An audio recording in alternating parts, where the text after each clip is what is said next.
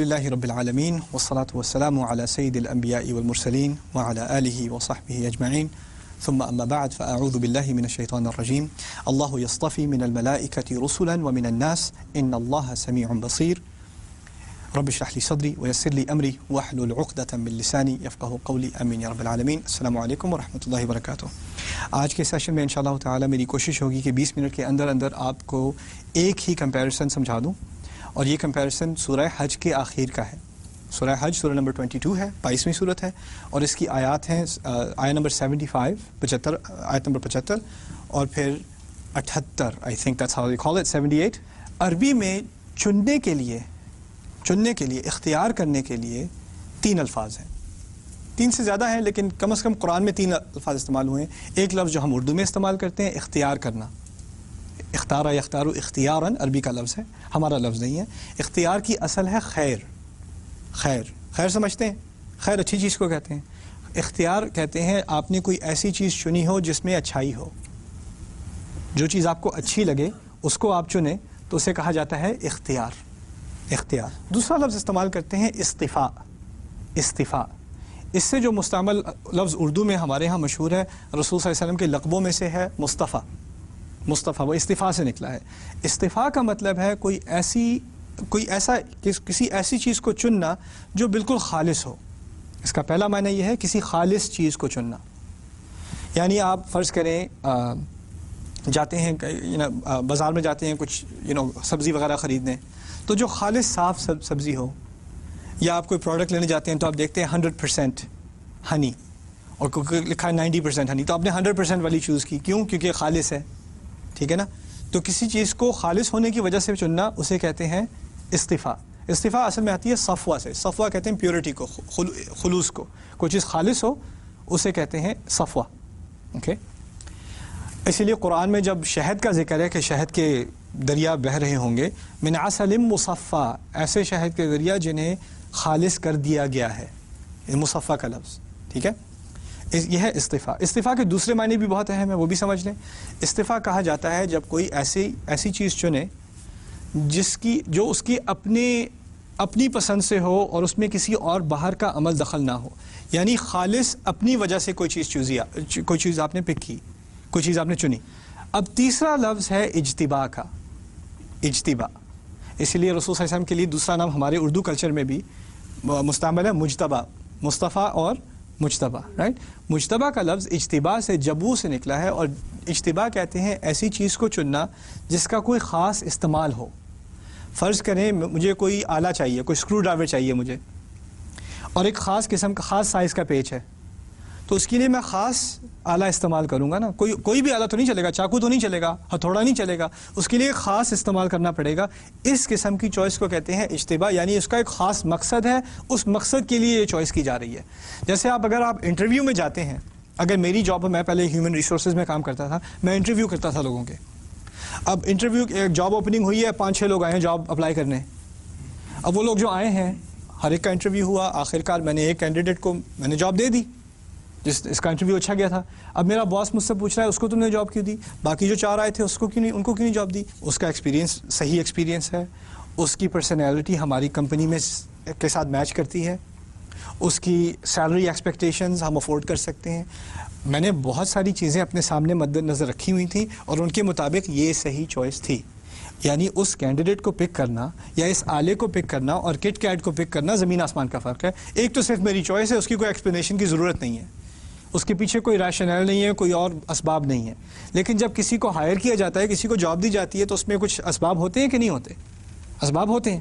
اب اس فرق کو سامنے رکھتے ہوئے ان آیات کا مطالعہ کرتے ہیں۔ اللہ یصطفی من الملائکۃ رسلا ومن الناس، رسول اللہ تعالیٰ چنتا ہے، فرشتوں میں سے کچھ رسول چنتا ہے، فرشتوں میں سے کچھ ایسے ہوتے ہیں جن کو پیغام دیا جاتا ہے رسول کو بھیجنے کے لیے، تو وہ بھی رسول کہلائیں گے۔ یعنی جبریل بھی رسول ہیں، اللہ کے رسول ہیں، کیوں؟ کیونکہ وہ بھی پیغام ہی بھیج رہے ہیں نا، وہ رسول کے رسول ہیں، پھر رسول ہمارے رسول ہیں صلی اللہ علیہ وسلم۔ تو اللہ تعالیٰ فرماتے ہیں کہ وہ فرشتوں میں سے چنتا ہے، اور وہ اللہ کہا انسانوں میں سے بھی رسول چنتے ہیں۔ اب چننے کا لفظ جو استعمال کیا یہاں پہ کیا کیا؟ یصطفی۔ یصطفی کے بارے میں کیا یاد ہے آپ کو؟ یا تو ایسی چیز چنی جائے جو خالص ہو، تو خالص انسان چوز کیے گئے اور خالص فرشتے چوز کیے گئے۔ دوسری کیا ایکسپلینیشن تھی یستفی کی، استفاء کی؟ ایسی چوائس، ایسا چننا جس میں کسی اور کا عمل دخل نہ ہو، کسی کو پوچھنے کا حق نہ ہو، یہ والا کیوں، یہ والا کیوں نہیں، یہ کسی کو پوچھنے کا حق نہیں۔ یہ لفظ بہت ضروری ہے کیونکہ یہود نے کہا تھا یہ عرب کیسے آ گیا نبی، ہمیں اپنی نسل میں رسولوں کی عادت ہے، یہ عرب، یہ غلط ایڈریس پہ آ گیا جبریل، یہ غلطی سے پہنچ گئے وہاں پہ۔ اس لیے ہمارا جبریل سے جو تھوڑا سا ہماری لڑائی چل رہی ہے، ہمارا ان کے ساتھ تھوڑا پھڈا چلا ہوا ہے جبریل کے ساتھ۔ یہ انہوں نے کھل کے کہا تھا جی آپ کو وہی کون بھیجتے ہیں؟ انہوں نے کہا جبریل بھیجتے ہیں۔ نے کہا نہیں، جبریل سے تو ہماری نہیں بنتی، جبریل کو پتہ نہیں کیوں اللہ تعالیٰ نے بھیج دیا آپ کی طرف۔ کوئی اور فرشتے ہوتے، میکائیل ہوتے، اسرافیل ہوتے، کوئی اور ہوتے تو ہم مان بھی لیتے ہیں، جبرائیل نہیں، تو کچھ طرح جبر ہے ان میں، وہ ہم ماننے کو تیار نہیں۔ اب اللہ تعالیٰ جواب دے رہے ہیں ایک طرح سے کہ تمہیں یہ کہنے کا کوئی حق نہیں کہ محمد کو کیوں نبی بنایا، کیونکہ قریش نے بھی یہ مسئلہ اٹھایا تھا، پتہ ہے، لولا نزل هذا القرآن على رجل من القريتين عظیم، یہ قرآن قریش کی کوئی بڑی ہستی پہ کیوں نہیں آ گیا؟ ہمارے پاس دو ان کے بڑے قبیلے کے لیڈرز تھے، ان میں سے کسی کو کیوں نہیں نبی بنا دیا؟ ان کی تو ہمیں پہلے باتیں ماننے کی عادت ہے، وہ تو پہلے ہی ہمارے لیڈر ہیں، وہ جو کہتے ہیں ہم مان لیتے ہیں۔ اگر ان میں سے کسی کو نبی بنایا ہوتا تو کوئی مسئلہ ہی نہیں تھا۔ یہ یتیم کو جس کی نہ کوئی جاگیرداری ہے، نہ اس کی کوئی کوئی فالوئنگ ہے، اور کیا نام ہے، کب سے اس کے پاس کوئی اقتدار نہیں، اس کو کہاں سے نبی بنا دیا؟ اس کے علاوہ کوئی اور چوائس نہیں ملی تھی کیا؟ اور ہم کیا مر گئے تھے سارے، اور کوئی رہ نہیں گیا تھا؟ اسی کا جواب دیا جا رہا ہے کہ تمہیں اور تمہارے تمام قبیلے کو اور بنی اسرائیل کو یہ سوال پوچھنے کا ہی حق نہیں کہ کس کو نبی بنایا اور کسے نہیں بنایا، کیونکہ اللہ تعالیٰ کی اپنی چوائس ہے، اس کی اپنی استفاء ہے۔ استفاء کا مقصد یہ اس کا معاملہ، اور تمہارا اس میں کوئی عمل دخل نہیں۔ سمجھ میں آ گئی بات؟ اچھا، دوسری بات، آخری آیات میں اس آیت کی اور اس صورت کی اللہ تعالیٰ نے دوبارہ چننے کا ذکر کیا ہے، لیکن اس دفعہ رسولوں کے چننے کی بات نہیں ہو رہی، غور سے سننا، رسولوں کے چننے کی بات نہیں ہو رہی، مسلمان کے چننے کی بات ہو رہی ہے۔ کون انسان اس دنیا میں ہوں گے جو مسلمان ہوں گے، اس کے بارے میں بحث ہو رہی ہے۔ اور اللہ تعالیٰ فرماتے ہیں، ہمیں خطاب کرتے ہوئے فرماتے ہیں، هُوَ اجْتَبَاكُمْ وَمَا جَعَلَ عَلَيْكُمْ فِي الدِّينِ مِنْ حَرَجٍ، اس نے تمہیں چن لیا ہے، اللہ تعالیٰ نے تمہیں چنا ہے، تم سب کو۔ لیکن جب چننے کا لفظ استعمال ہوا، اختیار کا لفظ استعمال ہوا، تو کون سا لفظ استعمال ہوا؟ اجتباء۔ اجتباء کہا جاتا ہے کوئی ایسی چیز چنی جائے جس سے خاص کام نکالنا ہو، اور اگر کام کی نہ ہو تو چنی نہیں جاتی، اگر کام کی ہو تو چنی جائے گی، اگر بیکار ہو تو نہیں چنی جائے گی۔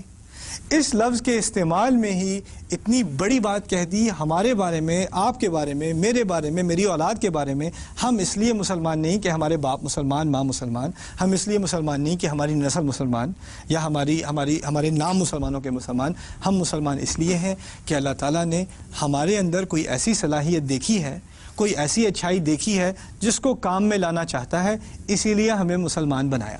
کتنی بڑی بات کہہ دی، یعنی کوئی مسلمان بیکار نہیں، کوئی مسلمان بیکار نہیں، کوئی مسلمان ایسا نہیں جس کا کوئی مقصد نہ ہو زندگی میں، جس کو اللہ تعالیٰ نے خاص مقصد کے لیے یہ تحفہ نہ دیا ہو۔ کون سا تحفہ؟ لا الہ الا اللہ محمد الرسول اللہ صلی اللہ علیہ وسلم۔ یہ بہت بڑا تحفہ ہے، یہ کسی دنیا کی اکثریت کو یہ تحفہ نہیں ملا ہوا، تمہیں اور مجھے ملا ہوا ہے۔ اس کی ایک وجہ ہے، اب مجھے تو خاص مقصد کے لیے چنا گیا، جیسے کسی کو خاص مقصد کے لیے جاب میں ہائر کیا جاتا ہے۔ جب کسی کو ہائر کیا جاتا ہے تو اس کے سامنے ایک جاب ڈسکرپشن رکھی جاتی ہے نا، تمہیں رکھا تو ہے، کام کی رکھا، کام کیا ہے، کام تو بتا دیں۔ آپ نے مجھے قادر پایا، آپ نے مجھے پایا کہ میں اس کام کے لیے لائق، اس کام کے لائق ہوں، کم از کم مجھے جاب ڈسکرپشن تو دے دیں، مجھے کام کیا کرنا ہے۔ اب کام کے بارے میں اللہ تعالیٰ فرما رہے ہیں وَمَا جَعَلَ عَلَيْكُمْ فِي الدِّينِ مِنْ حَرَجٍ، ایکچولی اس سے پہلے ہی جاب ڈسکرپشن تھی شروع میں آیت کے، وَجَاهِدُوا فِي اللَّهِ حَقَّ جِهَادِهِ، اللہ کی راہ میں ایسی کوشش کرو جیسا کہ اس کی راہ میں کوشش کرنے کا حق ہے۔ اب اس بات کو سمجھنے کی کوشش کیجئے، ہم میں سے کون اللہ تعالیٰ کا اتنا شکر کرتا ہے جتنا کہ اس کا حق ہو؟ ممکن ہے؟ اللہ تعالیٰ کی خاطر کون نماز کرتا ہے جو نماز کا حق ادا کر دے؟ اللہ تعالیٰ کی خاطر کس نے حج کیا جو حج کا حق ادا کر دے؟ کون قرآن پڑھتا ہے جو قرآن کا حق ادا کر دے؟ کون تدبر کرتا ہے جو تدبر کا حق ادا کر دے؟ ہم میں سے کوئی بھی چھوٹا سا بھی عمل اللہ تعالیٰ کے لیے جب کرتے ہیں، جب تسبیح پڑھتے ہیں، جب نماز پڑھتے ہیں، جب وضو کرتے ہیں، تو کیا ہم اتنے اعلیٰ درجے کا کرتے ہیں کہ حق ادا ہو گیا؟ نہیں، یہاں تک کہ ہماری بہترین کوشش کے بعد بھی ہم یہ دعا کرتے ہیں ربنا تقبل منا انک انت السمیع العلیم، یا رب ہم سے یہ ٹوٹی پھجی نماز بھی قبول کر لے، تو سننے والا ہے، تو جاننے والا ہے۔ ہم نے جو کچھ کیا، یہ جو الٹا سیدھا وضو ہم نے کیا، نماز میں ہزار سوچیں آئیں، ادھر ذہن گیا ادھر ذہن گیا، کھانے کی طرف گیا، افطار کی طرف گیا، تیری طرف نہیں گیا، یہ معاف کر دے، بس قبول کر لے۔ یہی ہوتا ہے نا، یعنی ہم میں سے کوئی اللہ تعالیٰ کی خاطر کوئی ایسا کام کر ہی نہیں سکتا جو اس کے لائق ہو۔ اب کہا جا رہا ہے کہ تم لوگوں کو کیا کرنا ہے، میری خاطر کوشش کرنی ہے، میری خاطر مجاہدہ کرنا ہے، ایسا کہ جو اس کا حق ادا کر دے، حقہ جہادی ہی۔ یہ ممکن ہے؟ نہیں، یعنی جاب ڈسکرپشن ایسی جو ناممکن۔ سمجھ میں آ رہی ہے بات؟ جاب ڈسکرپشن وہ ہے جو ناممکن ہے۔ اب یہ جاب ڈسکرپشن دینے کے بعد مبارک ہو جی آپ کو چن لیا گیا ہے۔ یار جاب ڈسکرپشن تو ناممکن ہے، مجھے چن لیا گیا ہے، میں تو کر ہی نہیں سکتا۔ پھر فوراً کہا، لوگ کلام کا جو تسلسل ہے اس کو اپریشیٹ کریں، فوراً کہا وما جعل علیکم فی الدین من حرج، اس دین میں تمہارے لیے کوئی مشکل رکھی نہیں، تم فکر نہ کرو۔ ٹھیک ہے، جاب ڈسکرپشن امپاسبل ہو ہی نہیں سکتی، لیکن اس کو پاسبل بنانا تمہارا مسئلہ نہیں، وہ میرا مسئلہ ہے۔ میں نے تمہارے لیے اس دین میں کوئی مشکل رکھی ہی نہیں۔ حرج کے معنی ہوتے ہیں جب آپ کسی چیز کی وجہ سے ٹینشن میں آ جائیں۔ حرج کہتے ہیں ٹائٹنس کو، جو تنگ ہو نا جگہ، تنگی اصل لفظ ہے، مشکل نہیں، تنگی، لٹرلی تنگی۔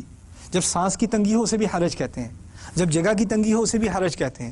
یعنی اس دین میں تمہارے لیے کشادگی ہے، کھلا دین ہے، اس میں تنگی ہے ہی نہیں تمہارے لیے، تمہیں ڈسکمفرٹ ہوگی ہی نہیں۔ اچھا، اب میں اطمینان سے بیٹھ گیا، چلو اللہ تعالیٰ نے تسلی دے دی کہ اس دین میں کوئی خاص مشکلیں نہیں ہوں گی، اس میں کوئی تنگی نہیں ہوگی، مجھے اطمینان آ گیا۔ اب یہ ایک ہی آیت ہے، اس آیت کا اگلا حصہ پڑھیں۔ اگلے حصے میں کیا کہا ہے؟ ملت ابیکم ابراہیم، تم اپنے باپ ابراہیم ہی کی ملت کا حصہ ہو، اسی کے دین کا حصہ ہو، اسی کی سنت کا حصہ ہو، اسی کی کوششوں کا حصہ ہو۔ اب جیسے ابراہیم علیہ السلام کے نام کا ذکر آیا، اب فوراً کچھ اندازہ کیجئے ان کو کیا کچھ کرنے کو کہا گیا تھا، کیا آسان چیزیں کرنے کو کہا گیا تھا؟ ابھی تو مجھے کہا تھا تمہارے لیے کوئی مشکل نہیں ہوگی، بائی دا وے تمہارا کام بالکل ابراہیم علیہ السلام کی طرح کا ہے، تم اسی ملت سے ہو جو ابراہیم علیہ السلام کی ملت ہے۔ کیا کیا کام کرنے کو دیے گئے تھے ابراہیم علیہ السلام کو؟ ذرا آگ میں تو کود کے دکھا دو، ذرا گلی کوئی نہیں۔ اچھا ذرا یہ چاقو لے کے کیا کرنا، یہ جو بچہ ہے نا تمہارا، ایک ہی بیٹا ہے تمہارا، جو ناز ہے تمہارا بیٹا، اس کو لے جاؤ پہاڑ پہ لے جاؤ اور جا کے اس کو کاٹو، جا کاٹو۔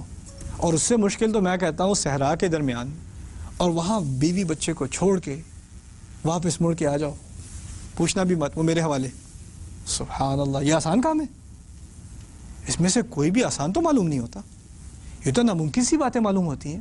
تو یہ کیسا کلام ہے کہ مجھے ایک دفعہ تو کہہ دیا کہ اس میں کوئی مشکل ہوگی ہی نہیں، تمہارے لیے تو کوئی مشکل رکھی نہیں، لیکن یاد رکھنا تمہارا کام بھی ابراہیم علیہ السلام کے کام کی طرح ہے، تم بھی انہی کی ملت میں سے ہو۔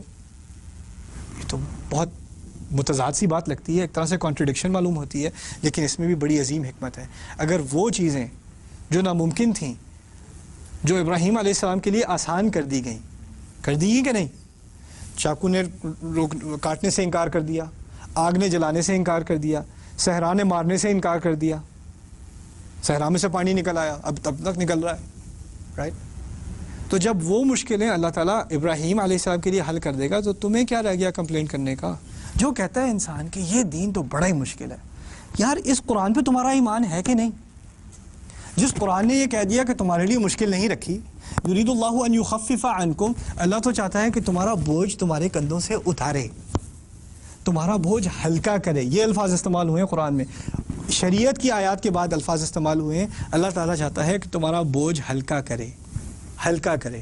ہمارا کانسیپٹ کیا ہے دین کے بارے میں؟ جو دیندار ہو اس کا بوجھ ہلکا ہوا یا بھاری ہوا؟ او ہو، یہ تو بہت ہی مشکل کام ہے یار، لوگ آپ سے آ کے کہیں گے آپ 5 وقت کی نماز پڑھتے ہیں، وقت پہ پڑھتے ہیں، واقعی روزانہ؟ کیا بات ہے، ماشاءاللہ، اللہ تعالیٰ نے آپ کو بڑی توفیق دی ہے، آپ کے چچا کو مبارک، توفیق چچا کو بہت مبارک ان کو، اللہ تعالیٰ نے تو آپ کو بڑی، تو آپ میرے لیے دعا کریں، میں بھی کبھی کبھار پڑھ لیا کروں۔ 5 نمازیں تو میں سال میں 5 دفعہ پڑھتا ہوں، یہ 5 نمازیں بہت بڑی بات ہے، ماشاءاللہ آپ تو بہت عظیم انسان ہیں آپ۔ اور آپ بھی سوچنا شروع کر دیتے ہیں میں نے بڑا تیر مارا ہے 5 وقت کی نماز پڑھ کے۔ میں عام طور پہ جب میرے یوتھ پروگرام ہوتے ہیں میں مثال دیا کرتا ہوں، آپ سے اگر کوئی کہے یار آپ ہر ریڈ لائٹ پہ، آپ ہر لال اشارے پہ رکتے ہیں گاڑی، ہر دفعہ، واقعی ہر دفعہ رک جاتے ہیں، ارے یار بڑے عظیم انسان ہیں آپ تو ایسی گاڑی چلاتے ہیں آپ، اتنا آپ کے اندر صبر ہے, قانون کا احترام ہے, کہ آپ ہر دفعہ لال لائٹ دیکھ کے آپ فوراً گاڑی پہ بریک مار دیتے ہیں, تو بڑی عظیم چیز ہے. اور آپ بھی ذرا, ہاں جی ویسے بات تو بہت عظیم ہے, میں انسان کے قانون کا اتنا احترام کہ کوئی بڑی بات ہے ہی نہیں.